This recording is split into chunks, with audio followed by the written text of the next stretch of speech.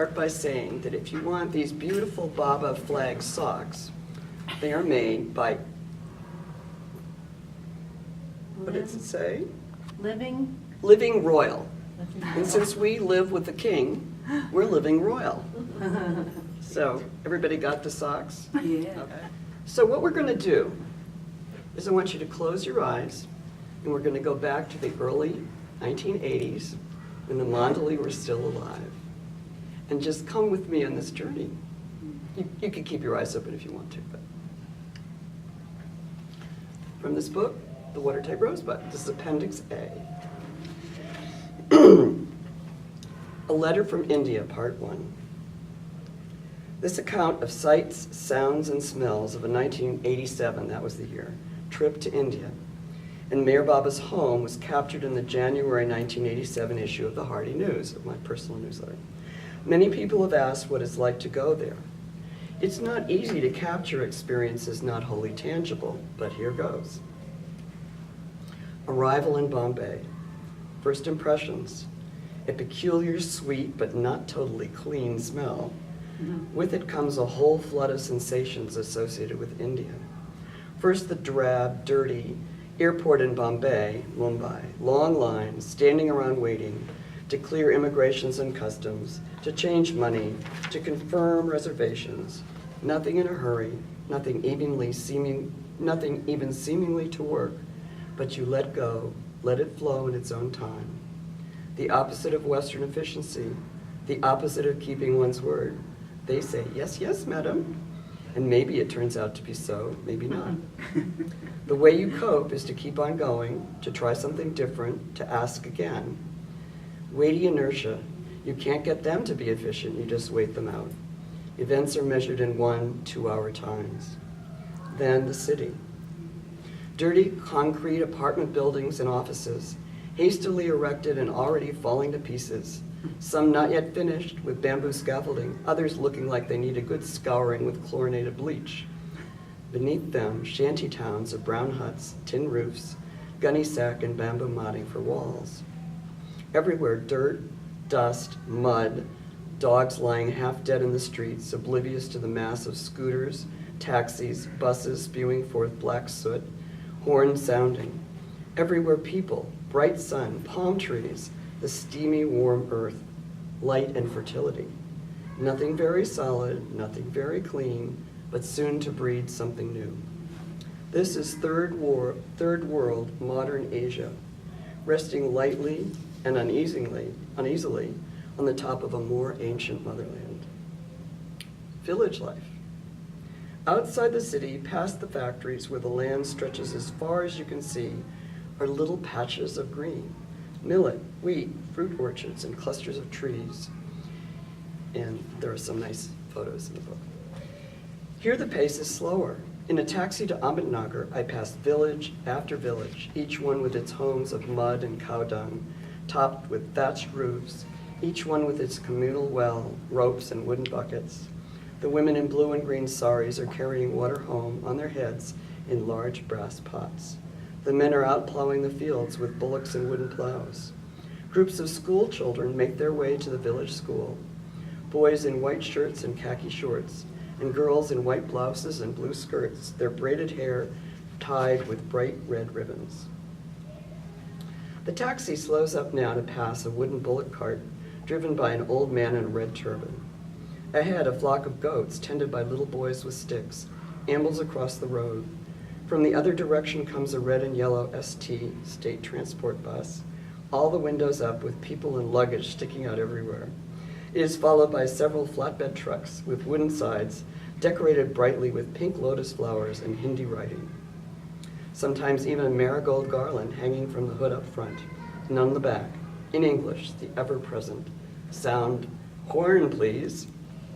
This is no minor directive as vehicles in both directions hurtle towards one another on the one-lane roads, pulling off to the side only at the last moment. Passing one of these trucks requires at a minimum loss of vigorous horn sounding and a certain amount of luck and intuition about the traffic ahead until the vehicle pulls over and the way is clear. Pilgrim centers. This is the old Pilgrim Center. This particular journey is finite, and eventually it ends at the Meher Pilgrim Center, a brick residential facility about 10 miles outside the city of Ahmednagar, provided by the Avatar Meher Baba Trust for visitors at Mehrabad. The MPC is a bit like a monastery, resembling the cloisters, and a bit like an oasis of tropical beauty and Western comfort in the midst of rural India.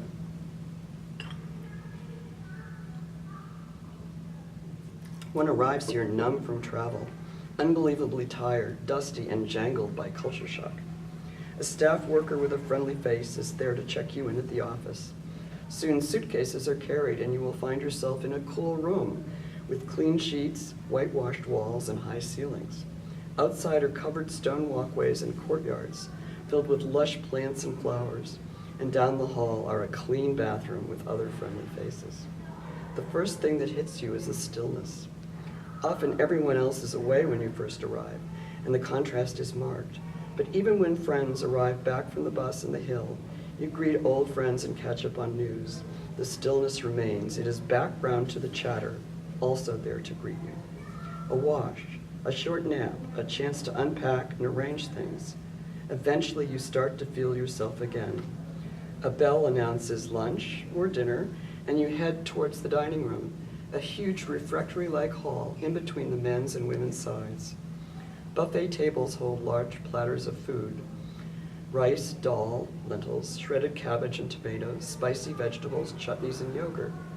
The rule is you can take as much as you like, but what you take, you have to finish. And it's easy to overestimate. Your plate is a round stainless steel tray that holds more than you expect.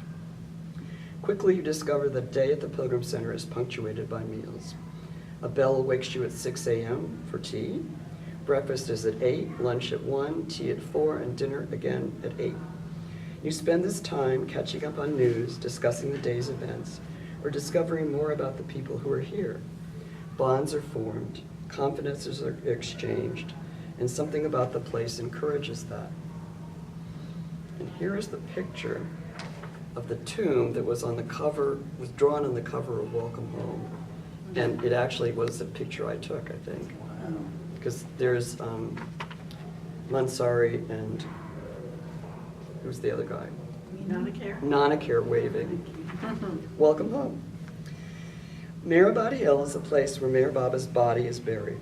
His tomb is a small stone building with a white dome, no more than 20 feet square, with mastery and servitude inscribed on the outside, along with the symbols of the world's religions.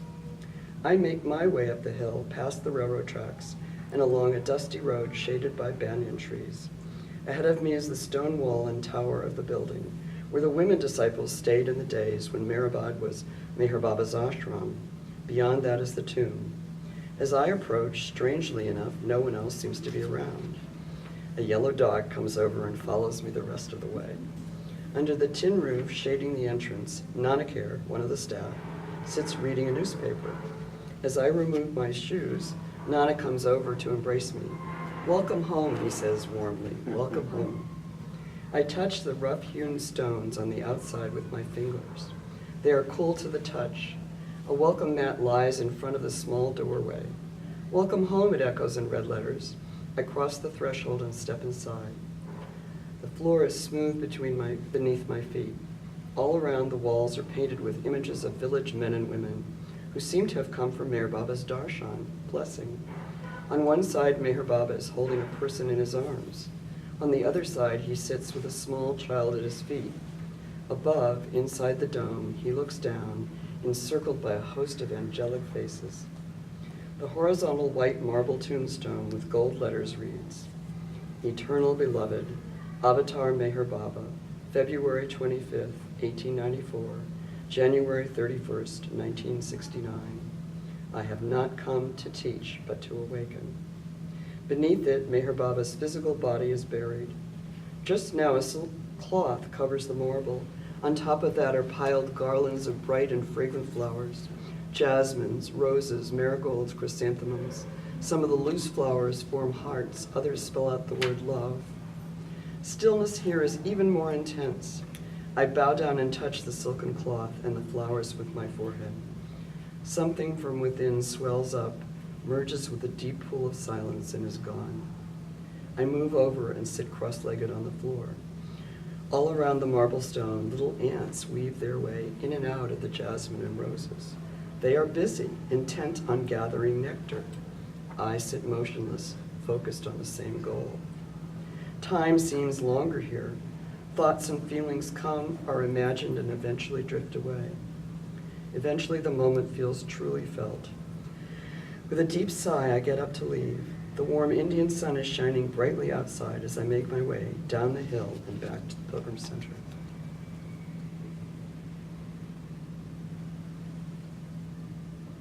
A day at Mirazad. Mirazad was Baba's residence in the latter years. The trust bus takes people out there on Tuesdays, Thursdays, Saturdays, and Sundays.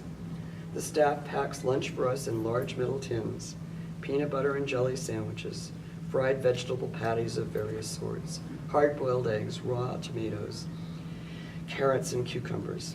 We board the bus at 10 a.m.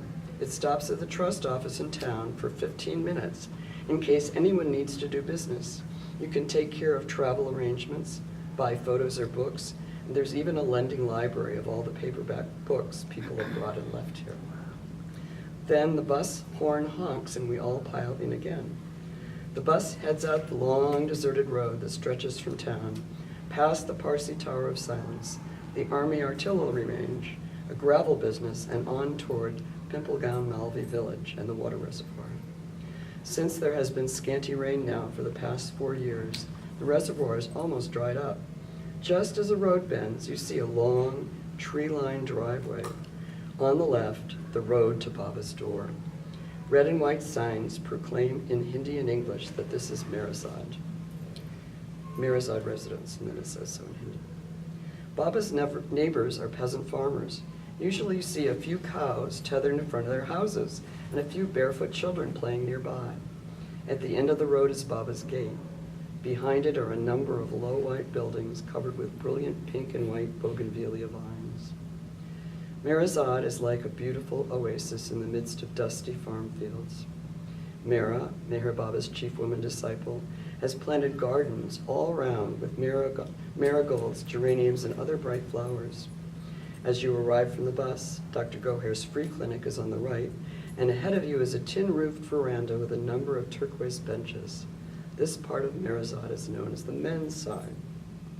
Usually 1 or 2 of the Mandali, household disciples, Alaba, Katie, Erich, or Mani, are there to greet visitors with hugs and chit-chat, and especially warm welcomes for first-timers and those who've just arrived. People put their things in several rooms that open off the veranda, and then usually head towards Mandali Hall, a long, narrow room with stone flooring, now covered with carpets and cushions. And here's the picture of the shoe parking lot that you've probably seen on Facebook. You take off your shoes before entering. In a corner on the right is Baba's high-backed armchair, usually garlanded with flowers from the garden. The walls are painted lemon yellow, and the window frames are glossy turquoise. Colors here are bright, just like sunlight and flowers, very strong and intense, but it all seems to blend well. Erich takes his seat, the one he customarily had when Baba sat in the hall, in a far corner under one of the windows. People come in, some bow at the chair, and then all settle in, finding a seat against one of the walls or in the rugs close to Erich. As the talk commences, a feeling of lift comes over the hall.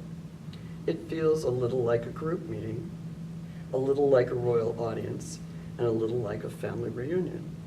New people are introduced. They tell the story of how they happened to come here. News is exchanged from back home. Then Erich is reminded of a story. He starts to tell it, sometimes in great detail. 30 minutes pass, perhaps. Someone gets up to go, others come in. In the middle of the story, Baba catches you by surprise. The feeling of being in his presence is so natural that you forget how wonderful and unique it feels. Then something reminds you, perhaps the glow and openness in the faces around the room, and you marvel. How could I ever have forgotten this feeling? Baba, you are amazing. Sometimes the women Mandali appear at the back of the hall and seat themselves in a few of the straight chairs there. Mani pops in through the doors and seats herself cross-legged just in front of Baba's chair. "Ah, yes, Erich," she said, "that reminds me of another story." And soon she is off in its telling, animatedly acting out all of the characters. The end produces a laugh from all, and then she pops off as deftly as she enters. Erich picks up the thread again, or perhaps a silence settles in over the group. Someone may voice a question, or someone sing a song. Mira is over on her porch, someone says, and a number of people get up to leave. You walk through the garden, and in front of you is another building. A yellow two-story structure with a veranda in front. This is the women's bungalow, and it includes the bedroom where Baba would rest at night. Baba's room is a separate entrance off to the left, up a few stone steps. Inside is a wooden four-poster bed with a short pink canopy and a pink flowered bedspread. Baba's photo is propped up in the middle of it, garlanded with a few choice roses. This is also a kind of meditation space. Later, people will come and spend private time here. Everything feels pink and sweet and very, very pure. When thoughts wander elsewhere, you can sit here and feel Baba's presence very palpably. But back to Mira's porch. By now, Mira has come out and is seated in a low armchair, surrounded by a row of chairs and stools. Women mostly take the ones nearby. Men cannot touch Mira by Baba's order. But there is still plenty of spaces left to sit, including benches arranged in a sort of bleachers. Several of the women Mandali, like Meru, are there to help the conversation along, introducing people, mentioning where someone is from. Here the flavor is light, with everyone trying their best to be gracious and entertain Mira. Mostly the theme is love and beauty. Weighty matters and questions are left for Mandali Hall. Mira's eyes are dark and sparkling, and they light up when she starts to talk about Baba. She has a few choice stories, and often she simply brings out a few things to show. Cards from people in the West or funny newspaper articles that people have sent her. 2 different days recently, she brought out a pair of inch-long tiny sandals that a sandal maker had made for Baba. Baba put his little fingers in them, and we all try it too. The lunch bell rings at 1 p.m., but no one seems in a hurry to leave. Then Meru says, "Time for lunch," and we all begin drifting back over to the men's side. On long tables are spread the packed lunches. We take bright colored plastic plates and fill them up. People sit on long wooden benches and continue conversations and news as they eat. After lunch, a few hardy souls decide to climb Seclusion Hill, a hill where Baba worked in seclusion. They put on sun hats, get walking sticks from the pile, and are off until tea. The walk goes up out of Mirazad, over plowed fields, past a few wells now dry, and on to the base of Seclusion Hill. Stones painted white mark the route to the top. The path winds for several hundred feet, first diagonally right, then doubling back to the left, and finally on to the top. Along the way, stones catch your eye, some quartz crystal and some green with copper flecks. The wind is strong now. It sweeps forcefully across the sun-baked plain. A few more steps and you are on the top of everything. You sit on a stone, holding your hat, and survey the countryside below. In a 360-degree arc, the whole earth seems to be spread out before you in neat little square and triangle pieces. The fields, a few huts, a herd of goats tended by little boys. Further over, another village with its collection of trees, and then more fields. All is still, calm, eternal. Back at Mirazad, Alaba is ringing the bell for tea. Rush out, he calls. In Mandali Hall, Erich is still telling a story. Alaba returns again to the door. Rush out, he booms again. Erich finishes the story, and we all troop out to the veranda. Now the tables are spread with white cups and saucers. Servants pour hot tea from a big brass kettle, a light mixture including lemongrass and mint. More chit-chat. Perhaps it's somebody's birthday. Small pieces of pound cake appear on the saucers. We sing rousing courses of happy birthday.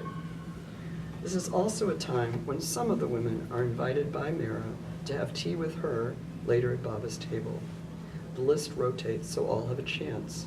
For those of us lucky enough to be chosen, the prospect of 2 teas is delightful, and we make sure to report promptly at 4:30 on Mira's porch. Meru and Gohar are there, but Mira is busy inside. Eventually she appears at the doorway. We stand. Come in, she says with her delightful laugh, and we follow her through the hallway and past Baba's parlor.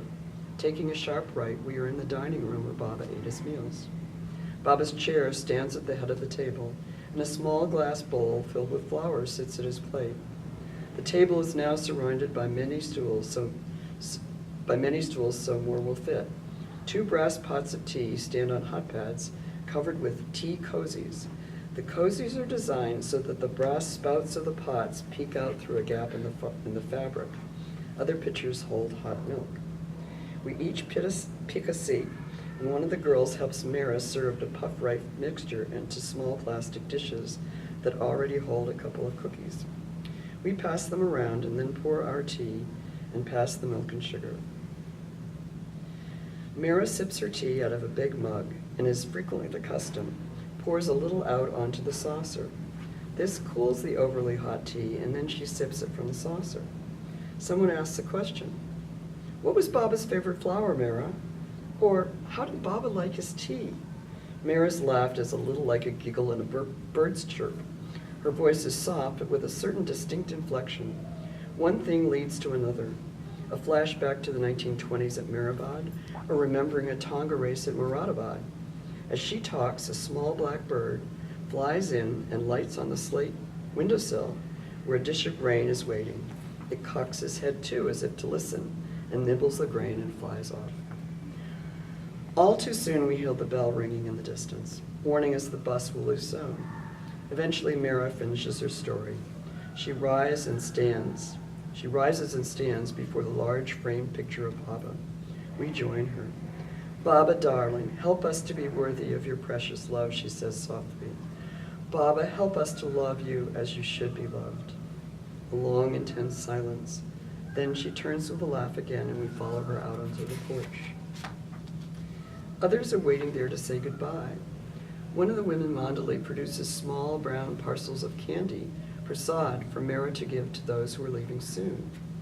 For women, Mira accompanies the prasad with a warm embrace. For men, she holds it by the string and carefully drops it into their waiting hands with a smiling Jai Baba.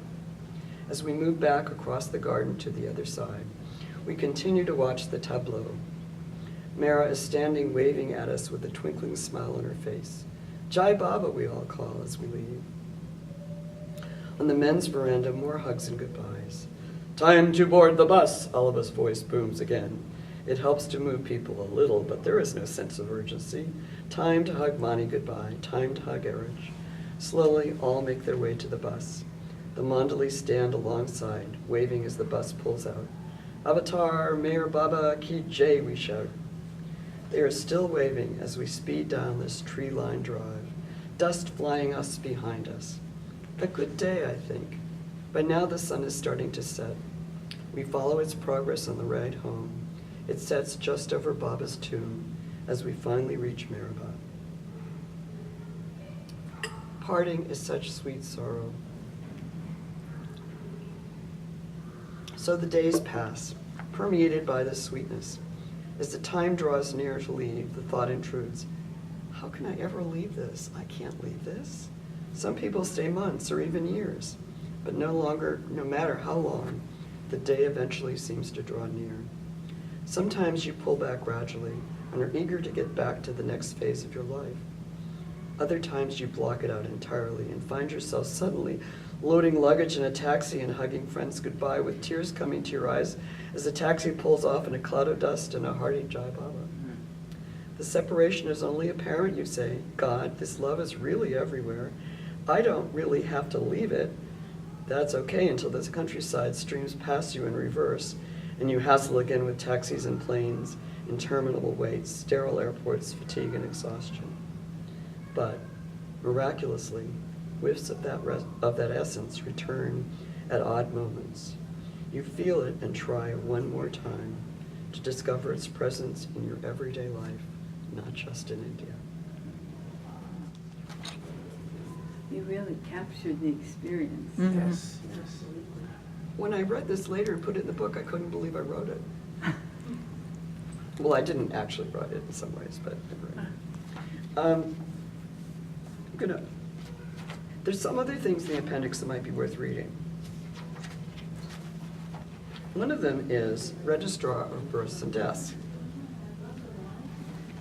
And in the newsletter for the group, I put the profiles of Alfred Hitchcock and Meher Baba. And in one of Alfred Hitchcock's films, I forget what the door said, it was something like Registrar of Births and Deaths. Alfred Hitchcock was one of the most recognized movie producers and directors in the world. Most of this is attributed to the personal appearances he made in his own films. They became his trademark in every film he made after 1927. Part of the universal joke of these cameo roles was that they broke the film's illusion momentarily and reminded us of its creator.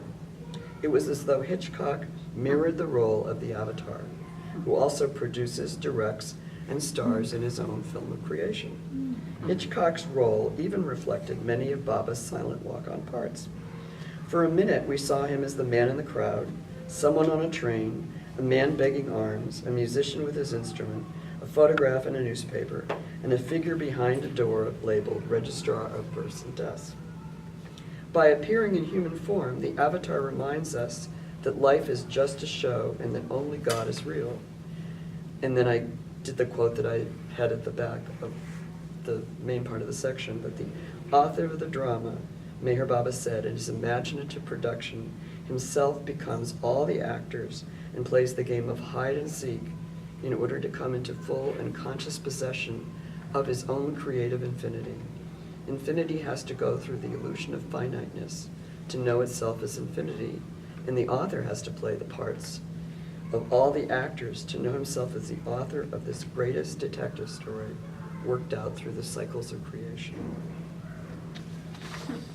So, one of the things I read yesterday are these funny bits where Baba sort of tips his hand at you, so you know he's there. And what I say at some point in there is that he doesn't do this ongoing. He does it in the beginning just to make sure you realize that he's there and that you really aren't crazy, that you love him. And then after that, you don't need them anymore. But I needed them, so I got some of them. And the first one is at Smith College. I went to Smith College. And I heard about Baba the summer of my junior year from a Sufi in California. And I came back with the family letters, and because I subscribed to them, and so I knew about Baba's seclusion. And I will go back and read you a part of them, but this is a thing that happened at a place called Sage Hall, which was the auditorium at Smith College at the time. And this is the winter of my senior year. My roommate and I were in an auditorium at Sage Hall watching the movie Who's Afraid of Virginia Woolf, directed by Mike Nichols. I had wanted to see it because the exterior shots were filmed at Smith about a year or two ago before that, and their home in the film was Tyler Annex, just across from Sage Hall. Tyler Annex was one of the faculty houses, or maybe their offices were there. It was a little tiny, Northampton house. After that, I had planned to go downtown to see another movie starring Alan Bates. At the start of the movie, George and Martha's marriage seems very similar to my parents'. Martha is dominant, while George sits back passively. By the end of the film, their roles have reversed. George confronts Martha about their fantasy son and kills him off in front of their guests. At the end of the film, Richard Burton and Elizabeth sit in the window seat of Tyler Annex, and he sings, "Who's afraid of Virginia Woolf?" And she responds, "I am George, I am." And with that, their hands clasped in front of the bay window. Then the focus shifts, it was a cut, and you see the building beyond, Sage Hall. And the lights came on in Sage Hall, and I felt as if I had come out of the film and into reality. I was so moved that I started crying. When we got outside, my roommate asked me, "Are you okay?" "Yes," I replied. "I'm going to see the King of Hearts." And as I spoke these words, I felt as if I was speaking lines in another movie that had been scripted for me to say.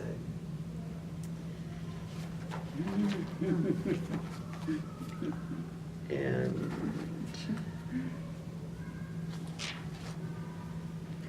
was the movie, The King of Hearts? That was Alan Bates with the crazy people in The King of Yeah, Hearts. that's a great movie. It was a Yeah. great Isn't that a movie. great movie? One of the best. And We should show it here, it's really Yeah, that'd be good. good. And this is about Butch Cassidy, the Sundance Kid. And I had already heard about Baba. I'd already gone to Darshan, which you can read about here, and you can read about it in the Empty Chair, if you remember that book. But this movie, I saw in Cambridge after I told Andy Lesnick about Baba in the September 1968 year. And I'm going to go back because Baba said in his newsletter that he had completed his work in June of 1968, 100% to his satisfaction, and that it would manifest from September of 1968.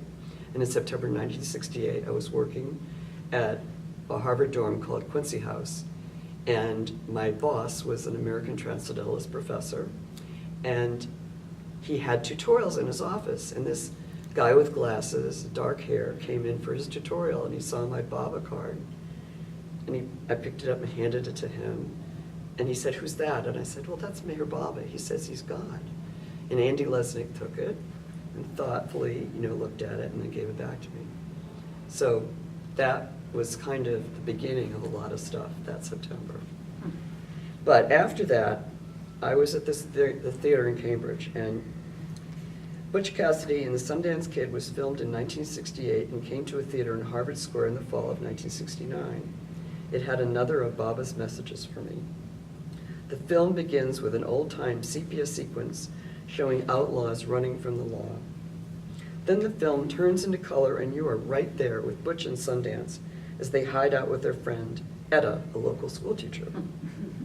Butch and Sundance are called the Hole in the Wall Gang, and they have a lucrative career. Well, it says here robbing banks. Actually, I think they rob the bank transports in trains. They would attack the train and get the money. But eventually, one of the lawmen vows to capture them. At this point, they talk to Etta about their plans to get out of town and travel to Bolivia. She responds, "I'm 26, and I'm single and a school teacher, and that's the bottom of the pit. The only excitement I've known is here with you now. So I'll go with you and I won't whine. I'll sew your socks and I'll stitch you up when you're wounded. I'll do anything you ask of me, except one thing. I won't watch you die. I'll miss that scene if you don't mind." So they travel to Bolivia and begin their outlaw career again. While they are robbing banks, the swingle singers are singing, ba ba ba ba ba ba ba ba ba. Things get dangerous, and eventually Etta leaves.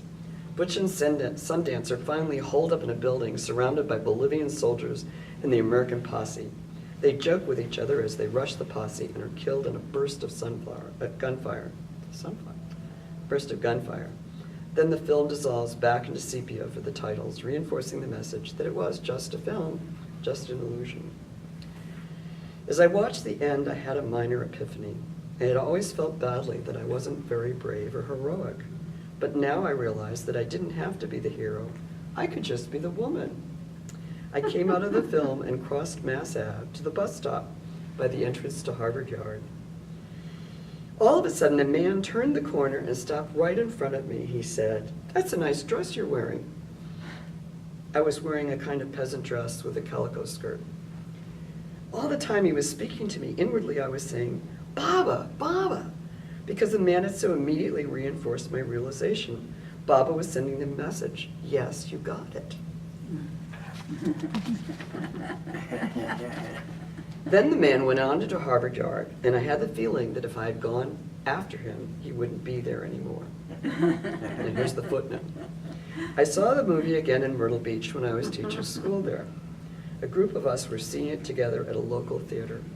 When Etta Place utters the line, "I'm 26, and I'm single and a school teacher, and that's the bottom of the pit," Marshall Hay laughed and pointed at me. The odd thing was, it was 1971. I was 26, single and a school teacher. The rest I won't comment on. Just good. What else do we have here?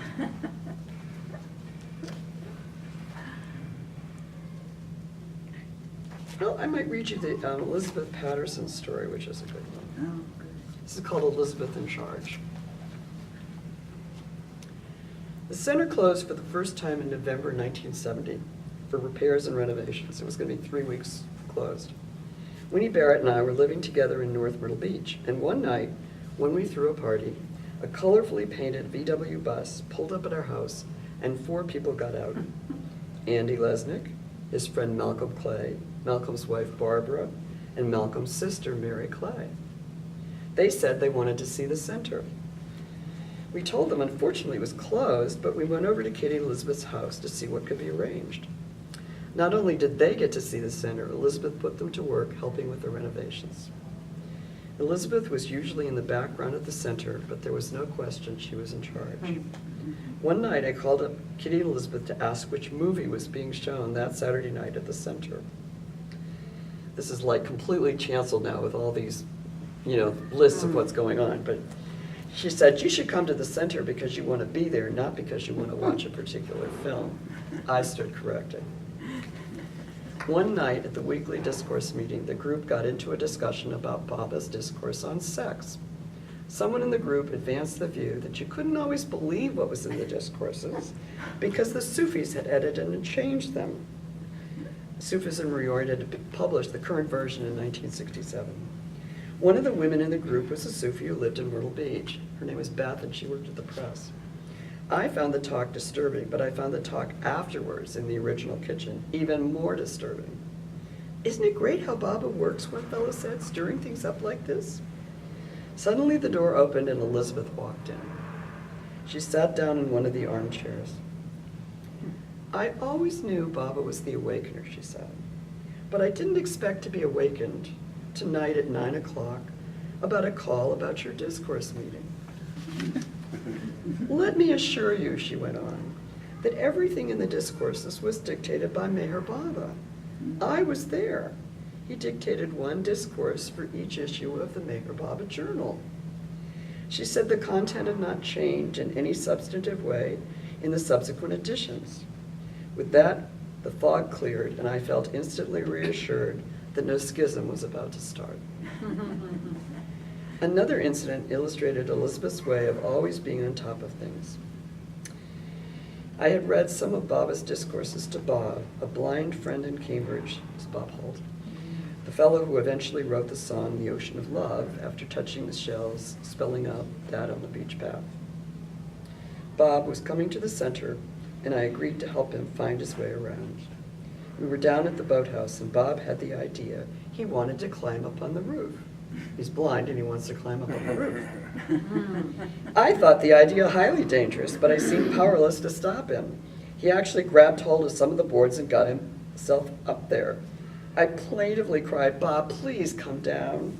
And wouldn't you know, just about then, Elizabeth's car drove up. She got out and came down to the boathouse to see what was going on. By that time, Bob had lowered himself almost to the ground. I was so glad to see her. She was on top of the situation, and Bob, thankfully, was not.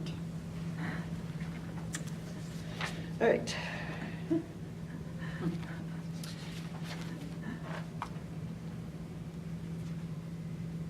This is a long piece about how come I called this book Watertight Rosebud.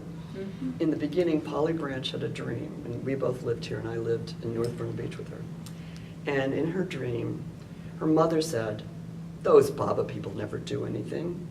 And Polly countered, no, Ann Giles has written this book. It's on your table there, it's Watertight Rosebud. And Polly has no memory of this dream, but I remember the title because it was so intuitive. I thought, I was a Watertight Rosebud. And followed by that, I went to India in 1972, and Muhammad, in fact, I need to sort of tell you even more about this. So I go into Mandali Hall, and Roger Blewett is there with his camera. And Muhammad said something to Padri in Marathi. And Padri translated, he wants to look at your rose robe. And I was wearing this pink dress. And I had to stand there like this for 10 minutes with my arms open. And Roger Blewett was dancing around in front of Muhammad, taking all these pictures. And Muhammad let him do it. And I suspect it was so I would have pictures to show the Watertight Rosebud rose dress. Padre explained that I was now Muhammad's prisoner. And apparently this was something Muhammad had been doing with other visitors from time to time. At the time I was wearing a deep pink dress that I'd made the summer before. And I thought maybe it was my conflict about Sufism, which went on for a few years. But Muhammad may have seen it differently. Maybe it was my Watertight Rosebud dress he was seeing. Muhammad seemed to be talking a blue streak. Oh, she's crying. She's really crying now. And I thought he was joking about my being a prisoner. And then he said, "Jao," which I didn't even need a translation. It means get out. I shot out of the hall into the front veranda. So that's the same year that Polly had the dream. Wow. I drew conclusions, but they might not be true. And then, I'm just going to do some excerpts here. Mhm. It's not the right chapter, it's this year, okay. I went to India in '88. No, is that right? Okay, here it is.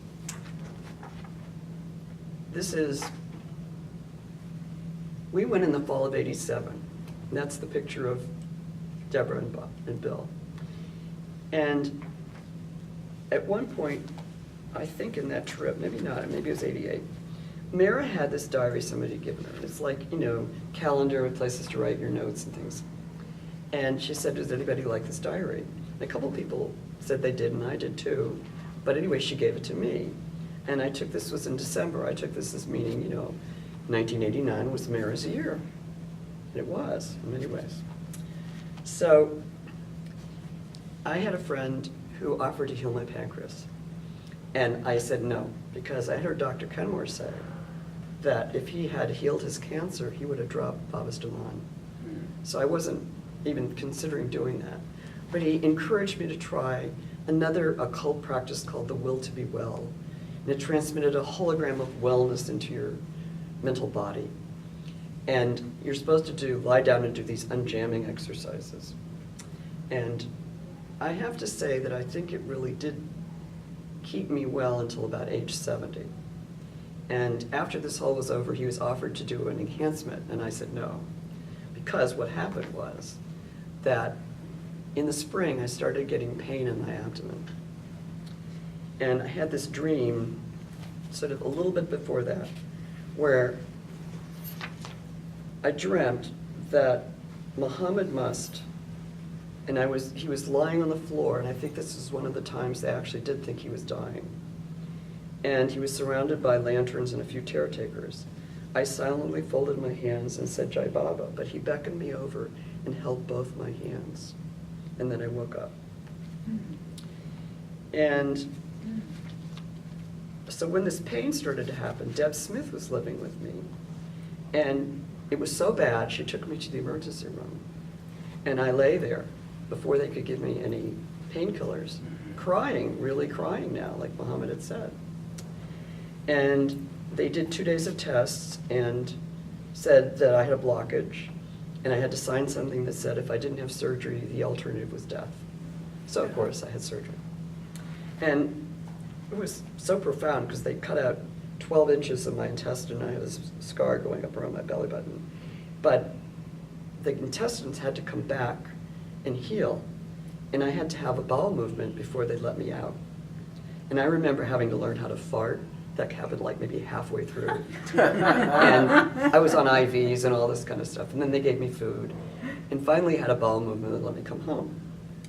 And I came home on May 19th, 1989. I remember, well, so the next day was May 20th. At 9:45 a.m. India time, near midnight the night before, so midnight just after I got home, Mara passed away and was reunited with Baba. Was my surgery just a coincidence? I didn't know. It could just have been one. But somewhere in all of this, I said to myself, let this surgery be the cutting out of any past connection with the occult. Cut it out and throw it away, which I'm glad I did. I was able to return to India in September 1989 when Bao was taking people to visit Muhammad. And this time people were bringing him chocolates. Apparently there were different things and they told you what to bring. I had brought him Mr. Goodbar and 2 Snickers bars, gave them into his hands, and Bao said that I should take them back as his prasad. Then Muhammad gave us all his blessing, and of course I had to eat those chocolates right away. Later I heard Roy Hayes' story of being handed some of Muhammad's stools in 1986 wrapped in a piece of paper. And the subject of this particular section, you remember curds and whey? The section is called Turds and Why. So Muhammad handed him his stools wrapped in a piece of paper. Roy was going to throw them out, but Muhammad insisted he keep them, and himself put them in the pocket of Roy's jeans. On the day of his bath, Roy took the jeans off, smelled the pocket, and discovered it was filled with some prasad and pieces of candy. Roy had been given shit that turned into chocolate. I had been given chocolate that marvelously went down and touched all those tubes that had been injured and turned into shit. What a fellow that Muhammad was. So there's pictures of Mr. Goodbar and the Hershey's bars. And then there's 3 sections on occultism and what was in the discourses, and tried to link them to my experience. Mira's birthday, the first one after she died in 1989, I ended that year with a trip to Mayer Center, arriving on her birthday. Snow started falling as we reached Conway. I told Phil Smith, my traveling companion, that I wanted it to snow a lot, but not to get heavy until we got there. My wish was granted. By the time we reached the center gates, the snow had blanketed the road with light powder and was just starting to stick to the windshield. As we checked in, Jane Brown reminded us that it was Mara's birthday, the first since her passing. I would be staying in the guest house where Mara stayed long ago. And there's this wonderful picture of the snow on the guest house gates. When I arrived there, the compound was covered in a pure carpet of white, newly fallen snow. All was silent except my footsteps as I unloaded my things. After parking my car, I walked back along the path. The snow was coming faster now. Around me was the silent forest that kept out all but the faintest whisper of wind, its trees rapidly becoming outlined in fanciful dollops of this perfect, impeccable snow. Against the dark and starry night, this cozy little house in the woods looked like a 3-dimensional Christmas card sent by Baba and Mara. The next day, we trekked to Baba's house. The trees were bent over with the weight of the snow. We marveled at our luck to make it here, to be snowbound with Baba for Christmas. It snowed all that day and the next, finally reaching 17 inches. Really? Wow. Myrtle Beach? Fortunately, Phil and I had brought food from home. Going out to shop was impossible. That night, we hoped that dear Father Christmas would find his way down the King's Highway in his sleigh, because it's probably the only way we could get down the King's Highway, to deliver the presents of his presents to good little boys and girls. And by Christmas Day, it was all gone. So let me think if there's anything else in here that you might want to hear. Well, I don't have the t-shirt with me, but when they did the film yesterday, you can look on YouTube, and she captured all the pictures of the garments. It's called Green Peas. Muhammad the Must popped up again in another dream. One night I dreamt I was in India with him, and several children whom I brought to his feet. We were following around, and I gotta stop here actually, because I need to say that I've been thinking of how to tell God Speaks for Children, and I sent Marsha to Deuce a couple of drafts, and she told me that I need to pick the right age group for whatever I was gonna do. So I hadn't done it yet. So we were following Muhammad around, and he showed me a drawing and gave me this order: collect some green peas and put them around the border. Okay, I thought, I can do that. I found some green peas and started to line them up when I woke up. While I was standing in the mirror remarking to Baba about the unusual nature of my dream, I saw the t-shirt I had worn to bed. I bought it at Sci-Trek Museum in Atlanta. It was called The Solar System Made Easy. It depicted the relative size of the planets in our solar system as vegetables. Saturn was a squash, Jupiter was a cauliflower, Uranus and Neptune were tomatoes, and Earth and Venus were radishes. All around them was a rectangular border of green peas. The shirt explained the solar system in a way that was easy for people to visualize. I marveled at Muhammad's telling appearance in my dreams. I came to feel this was his way of encouraging me to try to tell the story of God Speaks for children in a general audience. And I have some examples in the book, but I don't think it's ready yet. And So just, you're writing God Speaks for Children? I wrote there's a website called Atma Speaks that you can see, and it's not the greatest drawings in the world, but when I was with Hank Millen, the guy that told me about Baba, he played me a sound collage, which he doesn't even have a record of anymore. Apparently the tape is too old. But it was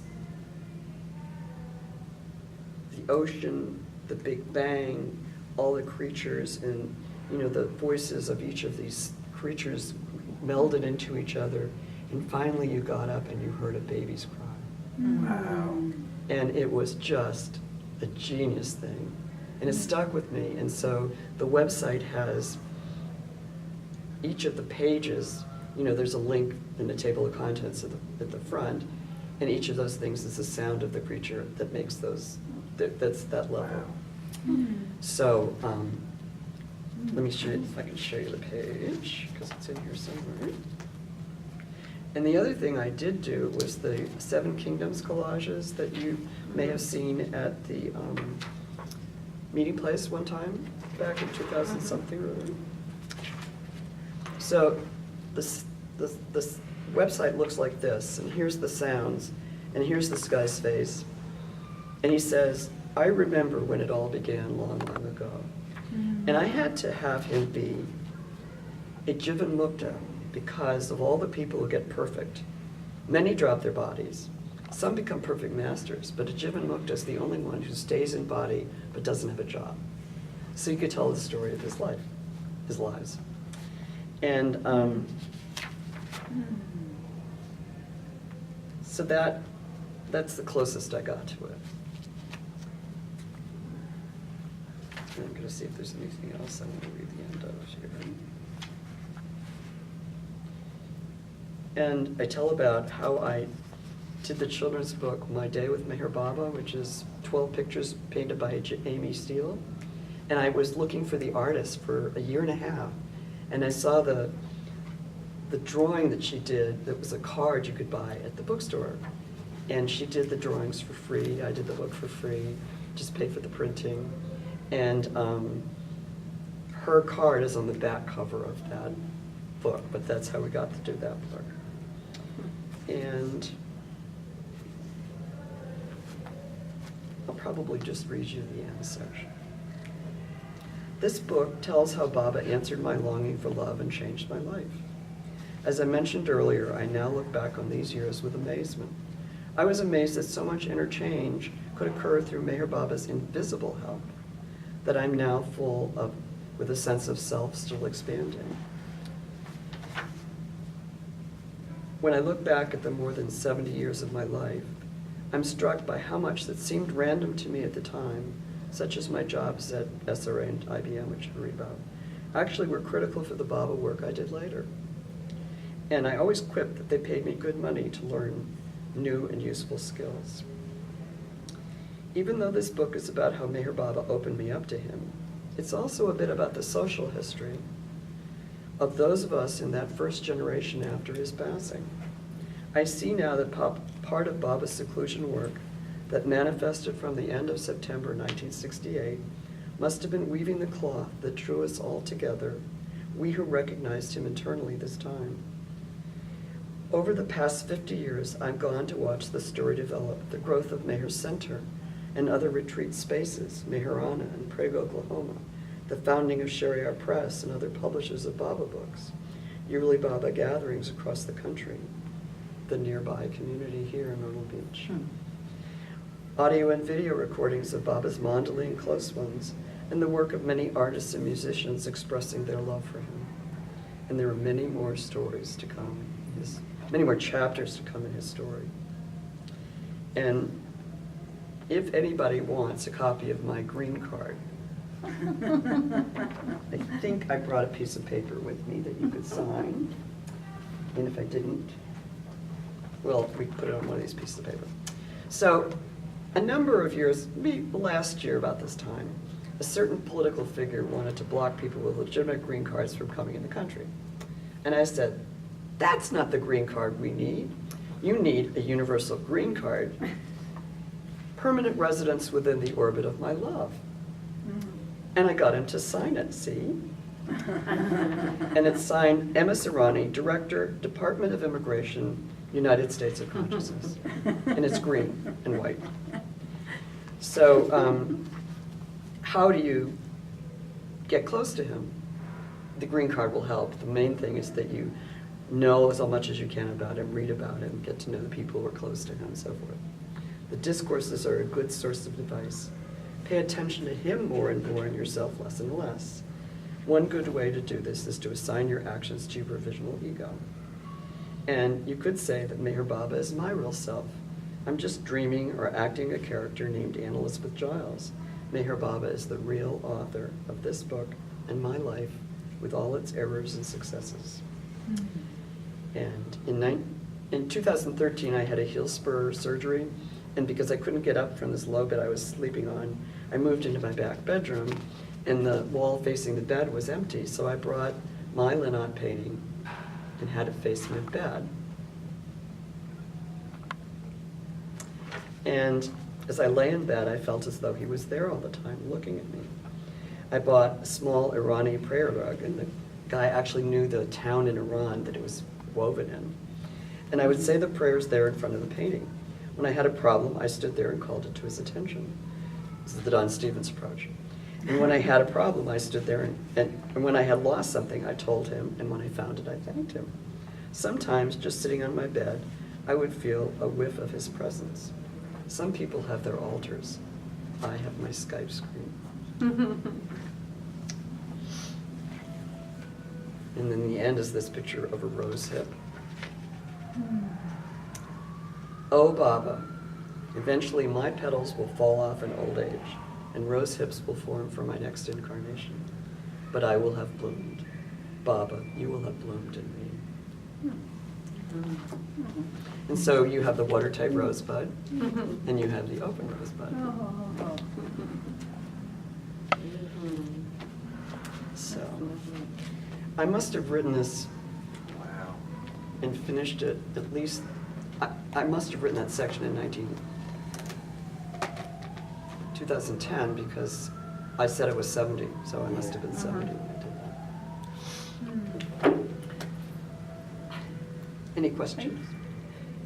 Well, it's just, to me, like what you said about the social history, because we, like you were here before me, and I came in the Volkswagen bus just after Barbara and Malcolm, but it makes you, and then we had Atlanta together, but it really makes you appreciate how Papa was always there even when we're unconscious of him. I think these stories are really important. And watching him set up the story. Watching him set He up set the up story. the thing for the press, and I watched it happen. Yeah. And he let me just be the witness, sort of, kind of, because I was the one who told him. But it's like he did that to let me see, you know, by the way, hi, I'm doing this. And who knows what the rest of the story is going to be. Well, and I think that you have taken your time and your memory and to notice and name those things. But I think everybody's life has that. And I was basically compelled to do it, I think.